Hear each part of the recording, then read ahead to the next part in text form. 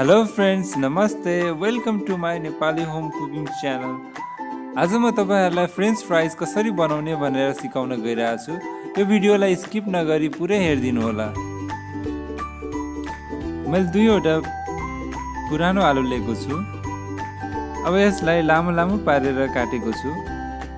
मैले यहाँ पुरानो आलु लिएको कारण के हो भने पुरानो आलुहरूमा पानीको मात्रा अलिक कम हुन्छ, त्यसैले हाम्रो फ्रेन्च फ्राइज बनेपछि अलिकति क्रिस्पी बन्छ। तपाईहरुले पनि यसै गरी लामो लामो पाराले काट्नु होला।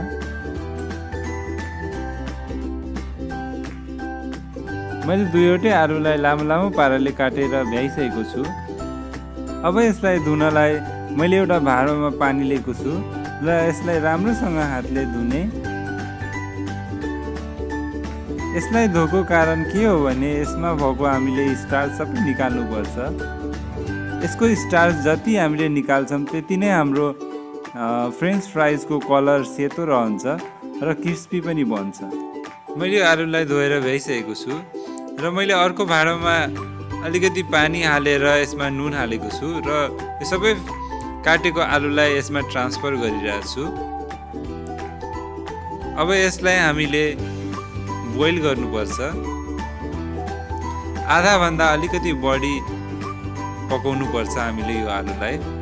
त्यसै क्रममा हाम्रो यो आलु बोइल हुँदै गर्दा यसमा भएको स्टार्चहरू पनि निस्किन्छ।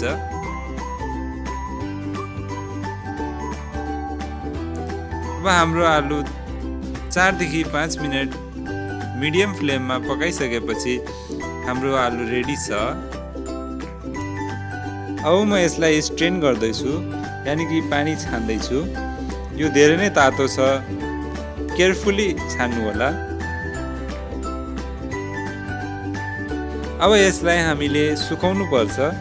यसमा भएको सबै पानी सोक्नलाई हामीले एउटा कपडा लिएको छौँ। यो कपडामा मैले यो आलुलाई राखेको छु। अब अर्को कपडाले ट्याप गरेर यसमा भएको सबै पानीलाई सोक्नु पर्छ। मैले यसलाई छोपेर एकछिन हातले ट्याप गरेर पानी सुकाएको छु। अब हाम्रो आलु सुकेर रेडी छ।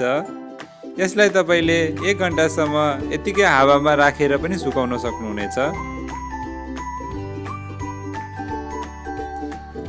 अब अर्को प्रोसेसमा हामी आएको छौँ। यसलाई ओइल ब्लान्चिङ पनि भनिन्छ। अब हामीले यो आलुलाई 4 देखि 5 मिनटसम्म मिडियम फ्लेममा पकाउनु पर्छ। यसमा एउटा लेयर जस्तो आउन थाल्छ। यो अलिअलि फ्राई हुन थाल्छ। अब यो आलु यतिसम्मको फ्राई भइसकेपछि यसलाई तेलबाट निकाल्छौँ। यो पुरै फ्राई भएको छैन अहिले।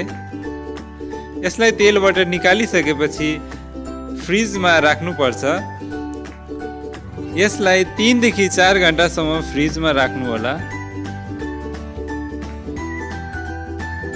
मैले चाहिँ यो अर्को दिन फ्राई गरिरहेको छु। अब यसलाई हाई फ्लेम गरेर तेल राम्रोसँग तताएर फ्राई गर्नु होला र यसको 2 मिनटमै कलर चेन्ज हुन थाल्छ। यो गोल्डन ब्राउन कलरको भइसकेपछि हामीले यसलाई तेलबाट निकाल्नु पर्छ। मैले चाहिँ अब यसलाई तेलबाट निकालिरहेको छु। यसलाई एउटा मैले भाँडोमा निकालेको छु र यसमा मैले खुर्सानीको पाउडर, चाट मसला र नुन हालेर फ्लेभर दिएको छु। सबैलाई हामी एक एक गरेर मिक्स गर्छौँ।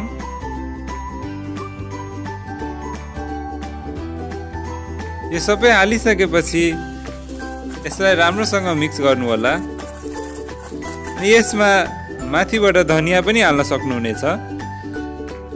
मैले चाहिँ यसरी टमेटो केचपसँग सर्भ गरेको छु। तपाईहरुले पनि सजिलो फ्रेन्च फ्राइज घरमै बनाउनु होला र इन्जोय गर्नु होला। यदि तपाईहरुलाई मेरो भिडियो राम्रो लागेको छ भने लाइक, शेयर गरेर मेरो च्यानललाई सब्स्क्राइब गर्न चाहिँ नबिर्सिनु होला। Bye bye.